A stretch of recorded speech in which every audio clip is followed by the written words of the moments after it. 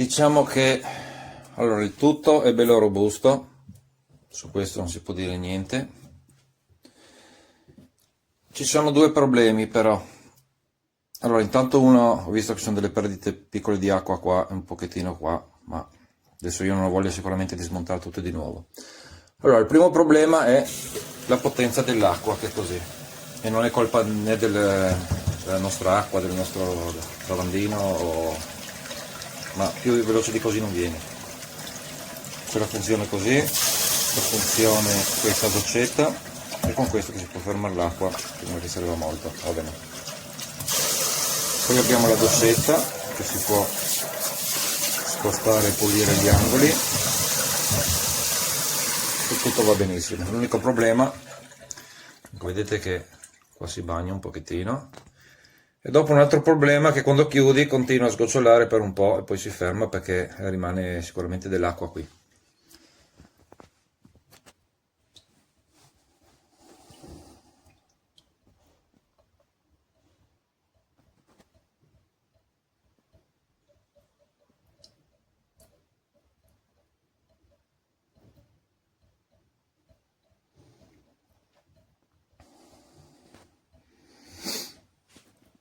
Io adesso sicuramente lo tengo così perché non ho voglia di fare tutto il lavoro e di nuovo da capo e cambiarlo. Però infatti qua è un po' bagnato, vabbè, si riesce a usare lo stesso, ma purtroppo la potenza dell'acqua non va bene. Non ha nessuna potenza. Non so se si può fare qualcosa, ma non credo.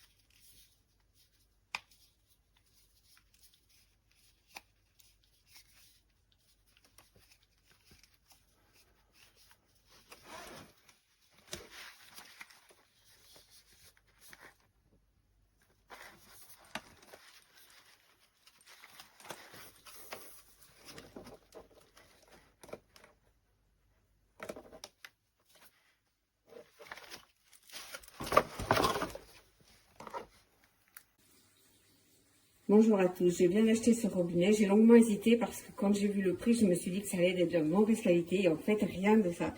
C'est du métal, c'est pas du plastique et franchement il est super agréable. Voilà, donc, voilà, vous pouvez l'utiliser, vous pouvez passer du jet, donc la douchette au jet, voilà, et vous pouvez aussi même en alternance le couper à partir du petit bouton qui est là. Voilà, en plus, il s'installe super facilement. Donc, on a vraiment galéré à enlever notre ancien robinet, mais celui-là, en 5 minutes, il était posé. Donc, surtout, n'hésitez pas, c'est un super produit. Et la petite touchette aussi, je vous ai pas montré. Voilà, et ça remonte automatiquement. Il y a un petit point en dessous qui permet justement de faire le contrepoids du tuyau pour qu'il puisse remonter facilement. Voilà.